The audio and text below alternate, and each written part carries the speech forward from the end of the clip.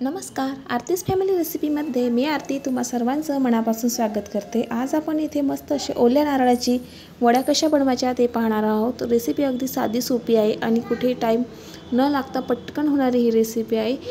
वड्या म्हणाल तर अगदी मस्त खुसखुशीत आणि चविष्ट अशा तयार होतात। बघू शकता तुम्ही मस्त आणि कुठेही मोडत नाही। बघू शकता किती मस्त सुंदर आपल्या ह्या वड्या झालेल्या आहे।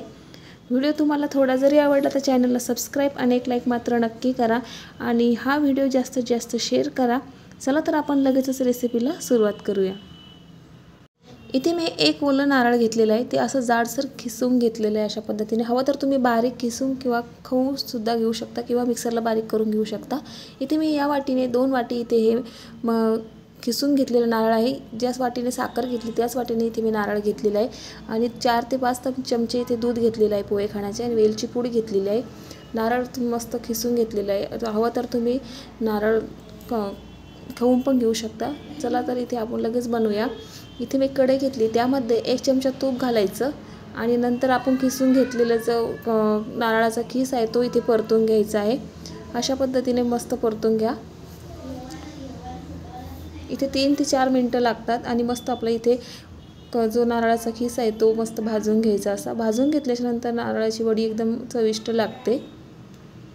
इथे भाजून झाले आहे, मी एका ताटामध्ये काढून घेते। मला इथे 3 ते 4 मिनिट लागले। नंतर त्याच कढईमध्ये आपण जे दूध घेतलं होतं ते दूध घालायचं। इथे थोडी वेगळी पद्धत आहे आणि रेसिपी अगदी सोपी आहे।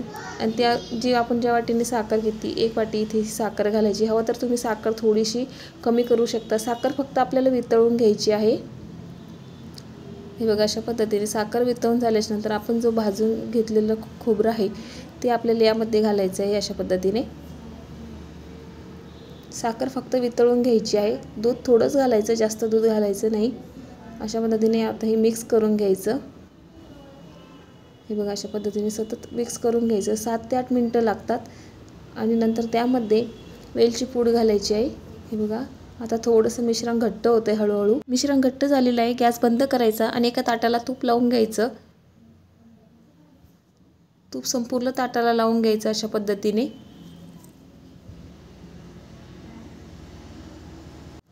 जे आपण मिश्रण तयार केलं ते लगेचच या ताटामध्ये काढून घ्यायचं आणि लगेचच चमच्याने किंवा पॅच्युलाच्या साहाय्याने असं एकदम मस्त अर्ध्या ताटात सेट करून घ्यायचं आहे। अशा पद्धतीने एकसारखं सेट करून घ्यायचं आहे। त्याने छान अशा वड्या पडतात आपल्या। बघू शकता तुम्ही किती सुंदर असं ते मस्त सेट होतंय। थापून घ्यायचं अशा पद्धतीने आणि असंच आता हे मस्त एकसारखं झालेलं आहे। बघू शकता तुम्ही। नंतर याला असंच 2 ते 3 तास ठेवायचं आहे। जास्त वेळ ठेवायची काही गरज नाही आहे। खीस जर जाड जरी असला तरी वड्या छान पडतात। नंतर ते 3 तासाच्या नंतर इथे बघू शकता तुम्ही किती सुंदर असं आपली हे सेट झालेलं आहे। आता नंतर चाकूच्या साहाय्याने याच्या वड्या पाडून घ्यायच्या आहे। असे आडवे उभे काप देऊन घ्यायचे अशा पद्धतीने।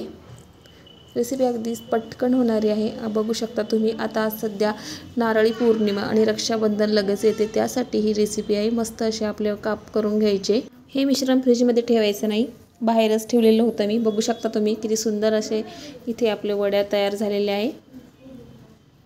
हव्या त्या आकारात आपण इथे मस्त आकार देऊ शकतो। बघू शकता तुम्ही वड्या किती सुंदर झालेल्या आहे।